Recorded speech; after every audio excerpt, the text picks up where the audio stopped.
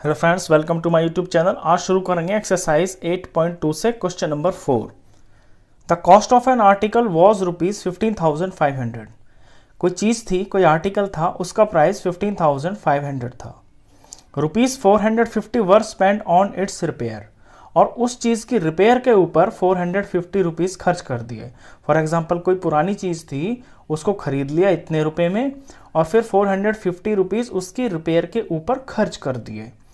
If it is sold for a profit of 15%, अगर उस चीज को प्रॉफिट 15% के ऊपर बेच दिया तो find the selling price of the article. तो बताइए उस चीज को कितने रुपए में बेचा गया होगा। तो सिंपल सा क्वेश्चन है। सबसे पहले हम ये पता करेंगे एक्चुअली जो चीज खरीदी गई है ना, उसके ऊपर हमारा टोटल खर्चा कितना हो गया, हमने कितने पैसे खर्च किए उसके ऊपर। वो कैसे पता चलेगा? देखिए, कॉस्ट ऑफ आर्टिकल, जो आर्टिकल हमने खरीदी है उसकी कॉस्ट है 15,500।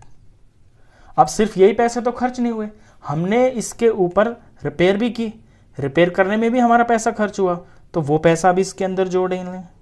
स्पेंट ऑन रिपेयर, रिपेयर में हमारा खर्चा हुआ ₹450 का। ये वो टोटल पैसा है। जब इसे प्लस करेंगे ना, तो जो हमारा टोटल पैसा आएगा जो हमने खर्च किया वो हमें पता चलेगा। तो ये हो जाएगा 0, ये 5, ये 9, ये 5 और ये 1। ₹15,950 हमने किसी चीज़ के ऊपर खर्च कर दिए। अब हमने इसको बेच दिया। बेचा कितना? 15% प्रॉफिट पे। तो प्रॉफिट निकालेंगे कि कितना आएगा।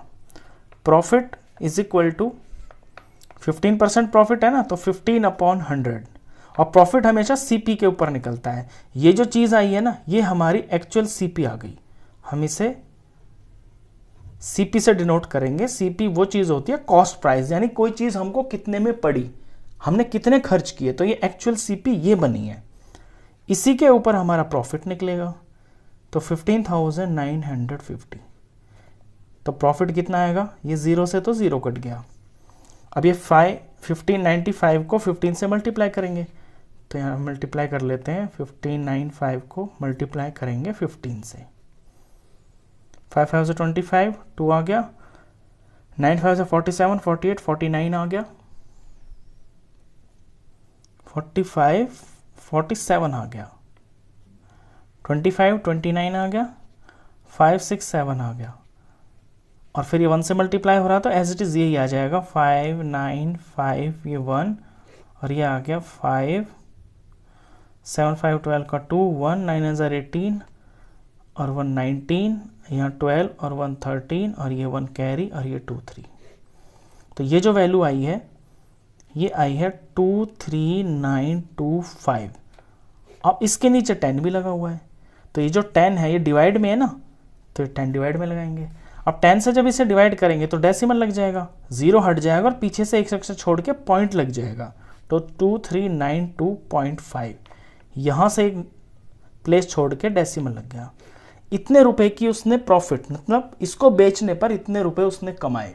अब सिंपल सा लॉजिक है, अगर आप कोई चीज़ 15,000 की खरीदेंगे और उसको बेचने पर आपको 2,392 का प्रॉफिट होगा, तो वो चीज़ आपने ज़्यादा में ही तो बेची होगी।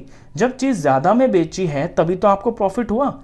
यानी जो एसपी है, एसपी का मतलब है सेलिंग प्राइस, जितने पे आपने उसने बेचा वो ज़्यादा होगी। तो सेलिंग प्राइस जब निकलता है तो एसपी ऑफ आर्टिकल, तो सेलिंग प्राइस ऑफ आर्टिकल हो जाएगा कॉस्ट प्राइस से इतना ज़्यादा, कितना? प्रॉफिट ज़्यादा। तो सेलिंग प्राइस निकालने के लिए सीपी के अंदर प्रॉफिट जुड़ जाता है। भाई 15,950 रुपीज़ की तो हमने वो चीज़ खरीदी, उसके बाद हमें 2,392.5 रुपीज़ का प्रॉफिट हो गया, तो हमने वो ज़्यादा में बेची। वो कैसे पता चलेगा? प्लस करके। अब इन दोनों को प्लस कर देंगे, तो इन्हें प्लस कर लेते हैं यहाँ पे 15950। और पॉइंट में है ना ये क्वेश्चन, तो यहाँ पॉइंट लगा लीजिए आप। बच्चे पॉइंट की एडिशन में बहुत गलती करते हैं, तो ध्यान रखना, जब किसी नंबर में पॉइंट नहीं होता तो उसके लास्ट में पॉइंट होता है। अब अगले वाले में पॉइंट पे पॉइंट लगेगा, पॉइंट की जगह पे बिल्कुल पॉइंट। और इधर वाली चीज़ें इस तरीके से लिखी जाएंगी, यहाँ 2, यहाँ 9, यहाँ 3, यहाँ पे 2, और पॉइंट के बाद ये 5 लिखा जाएगा। सॉल्व करते हैं इसे, ये पॉइंट, ये 5, ये 2, 9 और 5 14 का 4, ये 1, 10, 13, 5, 6, 7, 8 और ये 1, ये आ गया 1834.2.5 और ये आंसर है रुपीज़ में। तो उस चीज़ को 18,342.5 रुपीज़ में बेचा गया। तो बहुत सिंपल क्वेश्चन था। आप हमेशा ध्यान रखेंगे जब भी आपको एसपी निकालना हो ना किसी चीज़ का, तो आप कॉस्ट प्राइस के अंदर प्रॉफिट को प्लस करेंगे। तो क्वेश्चन बहुत आसान था। इस वीडियो में बस इतना ही।